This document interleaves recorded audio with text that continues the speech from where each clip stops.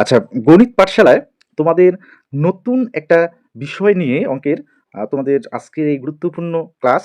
দেখো, তোমাদের অঙ্কের বেসটা ঠিক রাখতে হবে। কম্পিটিটিভ এক্সামের ক্ষেত্রে যে ম্যাথসগুলো আছে, তো সেখানে তোমাদের স্কোয়ার বা তোমাদের স্কোয়ার রুট, হ্যাঁ, কিউব রুট এগুলো বের করতে গিয়ে তোমরা অনেক সময় অনেকটা সময় নিয়ে ফেলো।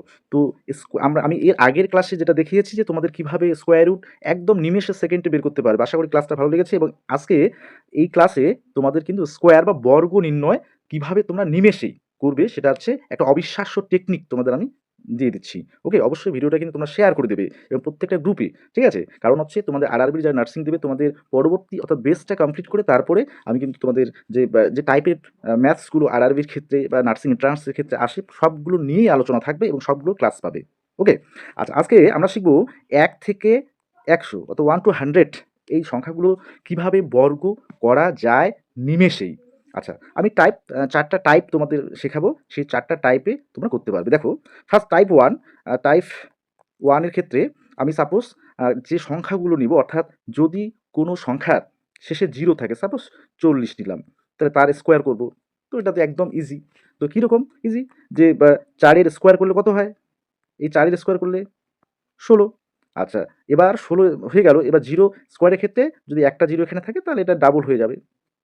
তাহলে এটা হয়ে গেল। তাহলে 0 যদি শেষে থাকে তাহলে আমরা এই পদ্ধতি অবলম্বন করব। ঠিক আছে? আচ্ছা, আচ্ছা, এবার টাইপ 2 তে চলে যাই। টাইপ 2 টা কিরকম? দেখো, তোমাদের যদি এরকম সংখ্যা থাকে, অর্থাৎ সাপোজ 25, অর্থাৎ শেষে যদি তোমাদের ৫ থাকে, তাহলে তোমরা কিভাবে তার স্কোয়ার করবে বা বর্গ নিমেষে করবে। তাহলে শেষে ৫ আছে। তাহলে ৫ এর আমরা সবার ১ম এ কি করব?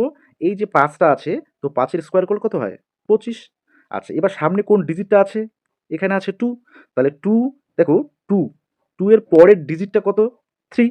তাহলে এই 2 আর 3 আমরা মাল্টিপ্লাই করব। তাহলে কত হচ্ছে? 6। তাহলে এই 6 টা জাস্ট বসিয়ে দেব। তাহলে এটা হয়ে যাচ্ছে 25 এর স্কোয়ার। তাহলে এরকম করে আমরা যদি শেষে 5 থাকে ডিজিট, তাহলে আমরা আরেকটা এক্সাম্পল নেই, সাপোজ 45। আচ্ছা, 45 কিরকম করে হবে? দেখো, 45 টা তোমাদের আমি বলে দিচ্ছি। আচ্ছা, দেখো, তাহলে 45 তোমাদের এখানে যদি আমরা ৫ এর স্কোয়ার করি তাহলে 25 তো হচ্ছেই। 25 আমাদের এখানে থাকছেই, তাই তো? আচ্ছা, 25 থাকছে। তারপরে দেখো, আমাদের হচ্ছে এই ৪ আছে। তারপর সামনের ডিজিটটা। এবার ৪ এর পরে ডিজিট কত? ৫। 4 এর পরে 5। তাহলে এই দুটো মাল্টিপ্লাই করলে 20। তাহলে হয়ে যাচ্ছে আমাদের 2025। 45 এর তোমাদের স্কোয়ার হচ্ছে 2025। তাহলে দেখো একদম নিমিষে হয়ে যাচ্ছে। তাহলে টাইপ 2 চলে গেল।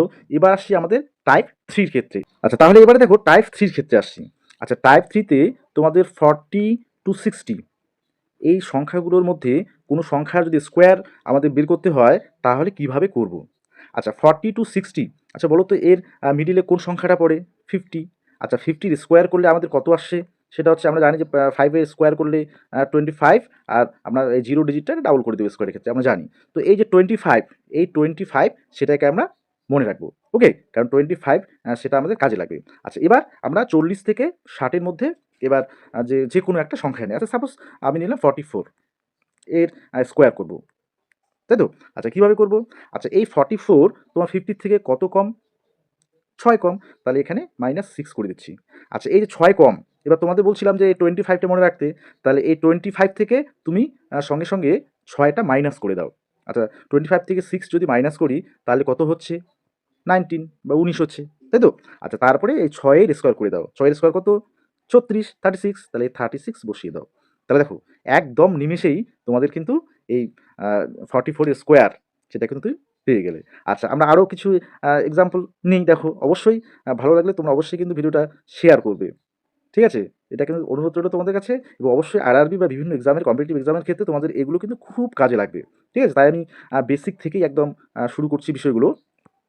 আচ্ছা, এরপর সাপোজ আমি 47 নিলাম। আচ্ছা, এর স্কোয়ার করব। আচ্ছা, 47, তো এটা ৫০ থেকে কত কম? ৩ কম। তাহলে ৩ কম। এবার ২৫ থেকে ৩ যদি আমরা মাইনাস করে দেই তাহলে কত হচ্ছে? 22। আচ্ছা, এটার স্কোয়ার করে দাও। এটার স্কোয়ার কত হচ্ছে? 9 হচ্ছে তো? তো এবার দেখো 9, 9 তো একটা ডিজিট। কিন্তু আমরা ডাবল ডিজিটে সেটা বসাবো। সেটা অবশ্যই তখন আমরা 09 করে দেব। ওকে? তাহলে এটা বোঝা গেল? আচ্ছা, এবার তাহলে এটা গেল 50 বিলো 50। এবার 50 যদি উপরের সংখ্যাগুলো হয়, আমরা যে 40 থেকে 60 এর মধ্যে যেহেতু বলছি, এবার উপরের সংখ্যাগুলো হলে কেমন করে তোমরা করবে? আচ্ছা, সেক্ষেত্রে দেখো যে রুলসটা আছে সেটা আমি বলছি একদম সহজ যাকে বলে।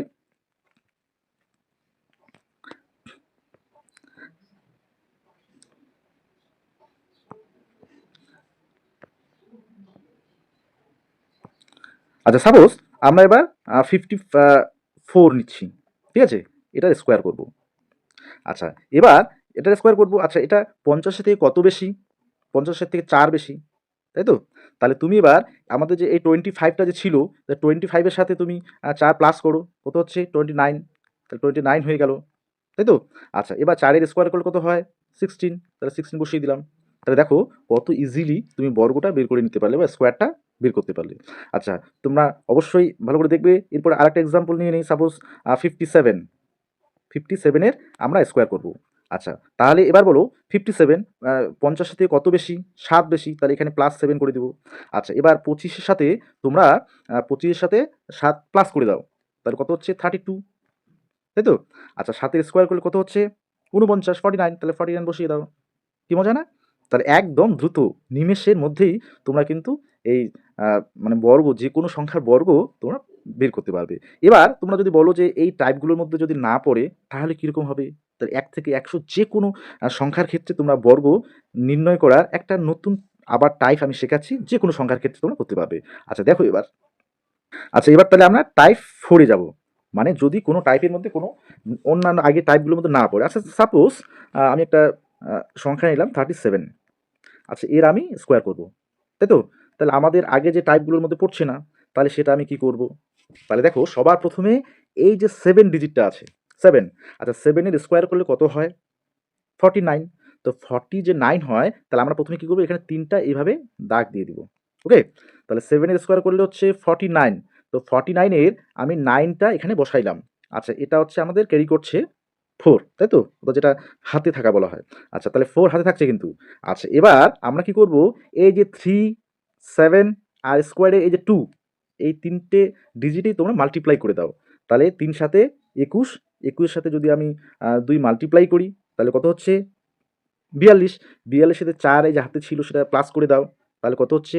46। আচ্ছা, 46 এর 6 বসাবো। ঠিক আছে? আবার কিন্তু আমার হাতে থাকছে 4। ওকে? আচ্ছা, এবার তোমরা এই যে ডিজিটটা আছে 3, এটার স্কোয়ার করো। 3 এর স্কোয়ার করলে কত হচ্ছে? 9। আচ্ছা, 9 এর সাথে এবার 4 টা প্লাস করে দাও হাতেটা। তে 9 আর 4 প্লাস 4 তাহলে কত হচ্ছে? 13, 13। তাহলে এই যে 13। ওকে? তাহলে এই প্রসেসটা, অর্থাৎ এই যে টাইপটা তোমরা 1 থেকে 100 যেকোনো সংখ্যার বর্গের ক্ষেত্রে তোমরা কিন্তু ব্যবহার করতে পারবে। একদম নিমেষেই। তাহলে কেমন লাগলো? অবশ্যই তোমরা তাহলে ঝটপট বলে ফেলো যে তোমাদের 34, 34 এর স্কোয়ার করলে কত হবে? হুম? দ্রুত তোমরা কমেন্ট বক্সে এট লিস্ট জানাও। ওকে? আর অবশ্যই ভিডিওটা শেয়ার করে দেবে।